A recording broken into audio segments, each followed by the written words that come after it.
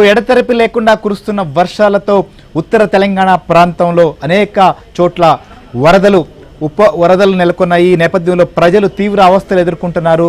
రాకపోకలకు కూడా తీవ్రమైన ఏదైతే ఇబ్బందులు ఎదురవుతున్నాయి. ప్రధానంగా చూసినప్పుడు NH-44 మీదే వరద ప్రవాహం కొనసాగింది. దీంతో మొత్తం ఇటు కాశ్మీర్ కన్యాకుమారి సంబంధించినటువంటి హైవే పైనే రాకపోకలు ఆగిపోయాయి. అంటే ఎలాంటి పరిస్థితులు ఉంటాయో కూడా మనం ఊహించవచ్చు. అనేక రైళ్లు కూడా రద్దయ్యాయి. ఇక బస్సు మార్గాల్లో కూడా ఆపివేసినటువంటి పరిస్థితి. సో వీటికి సంబంధించి కూడా స్టేట్ లో ఎలాంటి పరిణామాలు ఉన్నాయో కూడా ఒకసారి మనం నిమాన్ దగ్గరికి వెళ్దాం. నిమాన్ ఏంటి ప్రధానంగా చూసుకున్నప్పుడు దక్షిణ మధ్య రైల్వే ఈ వరదలు వర్షాల కారణంగా ఏ రకంగా అప్రమత్తత అయింది, ప్రస్తుతం రాకపోకలకు సంబంధించి ఏ మార్గాల్లో ఇబ్బందులు ఉన్నాయి, ప్రయాణికులకు ఇస్తున్నటువంటి సూచన ఏంటి?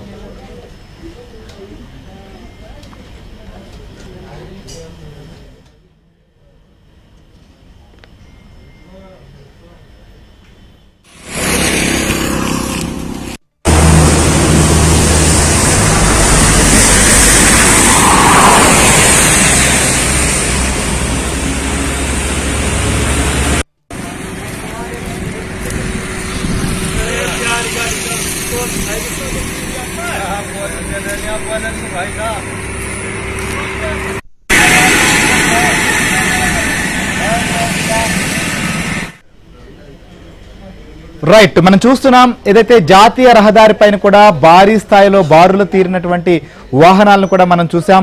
అనేక మార్గాల్లో ఇలాంటి పరిస్థితులే నెలకొన్నాయి.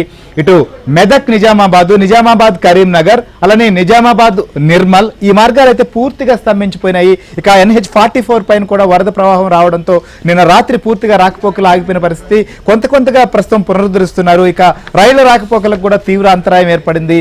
తెలంగాణ రాష్ట్రం నుంచి బయటకు వెళ్లేటివి కావచ్చు, ఈ మార్గాల్లో వెళ్లేటివి కావచ్చు. సో ప్రస్తుతం దక్షిణ మధ్య రైల్వే ఎలాంటి సూచనలు చేస్తోంది, ప్రయాణికులకు వారు ఇస్తున్నటువంటి సూచనలు ఏంటి, ముఖ్యంగా రాకపోకలకు సంబంధించిన విషయంలో ఉన్నటువంటి అప్డేట్ ఏంటి నుమాన్?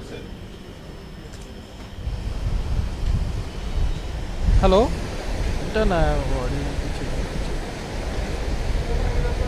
హలో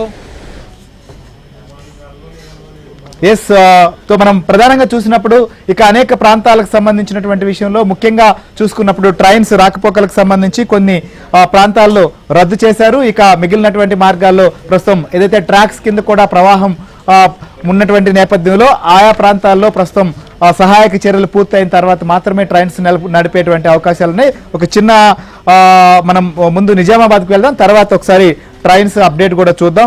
సో శ్రీపతి ఏంటి ప్రస్తుతం మనం చూసాం ఉదయం నుంచి కూడా అనేక కాలనీలు పూర్తిగా జల దిగ్బంధంలో చిక్కుకున్నాయి.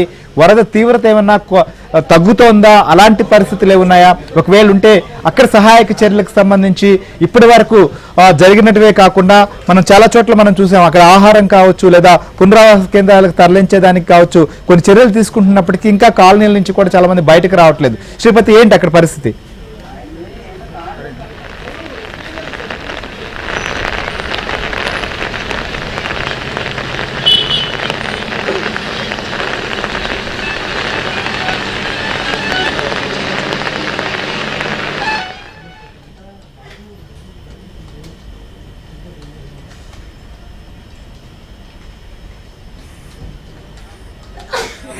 भाई साहब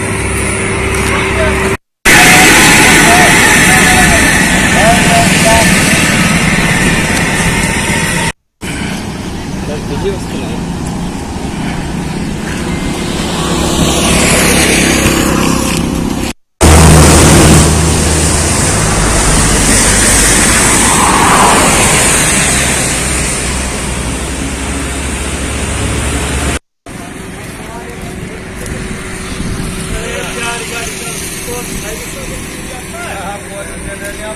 भाई साहब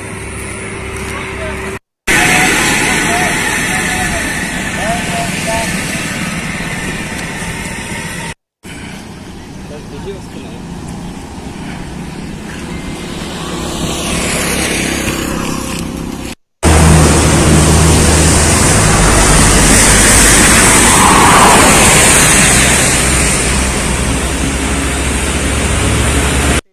పరిస్థితులు కూడా ఇక ఇటు నిజామాబాద్, మెదక్, కరీంనగర్ తో పాటుగా ముఖ్య ప్రధానంగా ఏదైతే వరంగల్ కావచ్చు, ఖమ్మంలో కూడా కొన్ని ప్రాంతాల్లో వర్షాలు కొనసాగుతున్నాయి. ఇక ఖమ్మంలో ఉన్నటువంటి అప్డేట్ ను శ్రీధర్ కూడా మనతో పాటు లైవ్ లో సిద్ధంగా ఉన్నారు. శ్రీధర్, ఏంటి సో అక్కడ ప్రస్తుతం పరిస్థితులు ఎలా ఉన్నాయి, ఏ రకమైనటువంటి చర్యలు అధికార యంత్రాంగం కూడా తీసుకుంటోంది? శ్రీహరి గారు, ఖమ్మం జిల్లా వ్యాప్తంగా కూడా ఎడతెరిపి లేకుండా కుండపోతగా వర్షాలు కురుస్తున్నాయి. ఒక సత్తుపల్లిలోనే నిన్న ఉదయం 7 గంటల నుంచి ఇప్పటివరకు ఈ రోజు ఉదయం 7 గంటల వరకు కూడా సత్తుపల్లిలో 17 సెంటీమీటర్ల వర్షపాతం నమోదైంది. సత్తుపల్లి కాదు, వైరా, కొణిజర్ల, చింతకాని ప్రాంతాల్లో 12 సెంటీమీటర్ల వర్షపాతం నమోదైంది. మిగిలిన ప్రాంతాల్లో ఒక మోస్తరు పాటి వర్షం కురుస్తున్న పరిస్థితి ఖమ్మం జిల్లా వ్యాప్తంగా ఉంది. ఖమ్మం జిల్లాలో భారీ వర్షాలు కురుస్తున్న నేపథ్యంలో అధికార యంత్రాంగం అప్రమత్తమైంది. మంత్రులు, జిల్లాకు సంబంధించిన 3 మంత్రులు కూడా అధికార యంత్రాంగాన్ని అప్రమత్తం చేశారు. తక్షణమే అవసరమైన చోట అత్యవసరమైన సహాయ చర్యలు చేపట్టాలని చెప్పేసి ఆదేశించడం జరిగింది. ప్రస్తుతం మనం ఖమ్మం నగరం వద్ద మున్నేటి వద్ద పరిస్థితిని చూస్తున్నాం. మున్నేటికి ఎగువ ప్రాంతంలో భారీ వర్షాలు కురుస్తుండడంతో మున్నేరు ఇంకా పెరిగే అవకాశం ఉందని చెప్పేసి అధికారులు అంచనా వేస్తున్నారు. వాతావరణ శాఖ కూడా మరో 2 రోజుల పాటు భారీ నుంచి అతి భారీ వర్షాలు ఖమ్మం జిల్లాకు ఉండే అవకాశం ఉందని చెప్పేసి హెచ్చరికలు జారీ చేసిన నేపథ్యంలో అధికార యంత్రాంగంతో కూడా అప్రమత్తమైంది. గత ఏడాది ఇదే మున్నేరుకి ఎవరు కూడా ఊహించని స్థాయిలో వరదొచ్చి దాదాపుగా సగం ఖమ్మం పూర్తి స్థాయి నీట మునిగిపోయి వందల మంది సర్వం కోల్పోయి నిరాశలైన పరిస్థితి ఉంది. ఇప్పుడు మరోసారి ఆ రకమైన పరిస్థితి వస్తే ఎక్కడ కూడా ఎటువంటి ఆస్తి నష్టం కానీ, ప్రాణ నష్టం కానీ ఎటువంటి ఇబ్బంది కలగకుండా ఉండేందుకు ముందస్తు సహాయ చర్యలు చేపట్టాలి. తక్షణమే అవసరమైన అత్యవసరమైన సహాయ చర్యలు చేపట్టాలని చెప్పేసి అధికార యంత్రాంగాన్ని రాష్ట్ర ప్రభుత్వం ఆదేశించడం జరిగింది. ప్రభుత్వ ఆదేశాలతో కదిలిన అధికార యంత్రాంగం ఎక్కడెక్కడ పటిష్టమైన చర్యలు చేపడుతున్నారు. ఖమ్మం నగరానికి సమీపంలో ఉన్న మున్నేటి పరివాహ ప్రాంతంలో ఉన్న 12 డివిజన్లలో కూడా ఆ ప్రజలను అప్రమత్తం చేయడంతో పాటు 3 పునరావాస కేంద్రాలను ఇప్పటికే ఏర్పాటు చేశారు. స్వర్ణభారతి కళ్యాణ మండపం, నయాబాద్ కాలేజీతో పాటు మహిళా డిగ్రీ కళాశాలలో 3 పునరావాస కేంద్రాలను ఏర్పాటు చేసి అక్కడ అత్యవసరమైన సహాయ చర్యలన్నింటి కూడా ఏర్పాటు చేయడం జరిగింది. ఎప్పటికప్పుడు పరిస్థితిని గమనిస్తున్నారు. మున్నేటి పరిస్థితి ఏ విధంగా ఉంది, ఆగేరుకి ఏ విధమైన వరద ప్రవాహం కొనసాగుతుంది. ఎందుకంటే నల్గొండ, వరంగల్తో కరీంనగర్ జిల్లాలతో పాటు ఎగువ ప్రాంతాల్లో భారీ వర్షాలు కురుస్తున్న నేపథ్యంలో ఆ వరద మున్నేరుకు వచ్చే అవకాశం ఉంది. కాబట్టి మున్నేరు పరిస్థితి ఏ విధంగా ఉందనేది ఎప్పటికప్పుడు అంచనా వేస్తున్నారు. ఒక మున్నేరే కాదు, ఖమ్మం జిల్లాలో దాదాపుగా అన్ని జలాశయాలు కూడా నిండు కుండలు తలపిస్తున్నాయి. పూర్తి స్థాయి నీటి మట్టానికి చేరుకొని ఉన్నాయి. చెరువులు, జలాశయాలు, వాగు అన్ని కూడా ఉధృతమైన స్థాయిలో ఉండడంతో గణపతి నిమజ్జనోత్సవానికి భక్తులందరూ తరలి వస్తున్నారు. చెరువుల దగ్గర, వాగుల వద్ద కూడా పోలీసు బందోబస్తు ఏర్పాటు చేసి ఎవరు కూడా ఆ పరిసర ప్రాంతాల్లోకి వెళ్లకుండా అధికార యంత్రాంగం ముందస్తుగానే చర్యలు చేపట్టింది. ఆగేరుతో పాటు పగిడేరు, బుగ్గవాగు కూడా ఉధృతంగా ప్రవహిస్తున్న పరిస్థితి. సత్తుపల్లి వద్ద తమలేరుకు కూడా వరద ప్రవాహం కొనసాగుతుంది. జిల్లా వ్యాప్తంగా కూడా భారీ వర్షాలు కురుస్తున్న నేపథ్యంలో మరో 2 రోజుల పాటు ఇదే రకమైన పరిస్థితి ఉంటుందని చెప్పేసి అధికార యంత్రాంగం, వాతావరణ శాఖ హెచ్చరికలు జారీ చేసిన నేపథ్యంలో అప్రమత్తమై ఎప్పటికప్పుడు పరిస్థితిని సమీక్షిస్తున్న పరిస్థితి ఖమ్మం జిల్లా వ్యాప్తంగా ఉంది. శ్రీహరి, రైట్.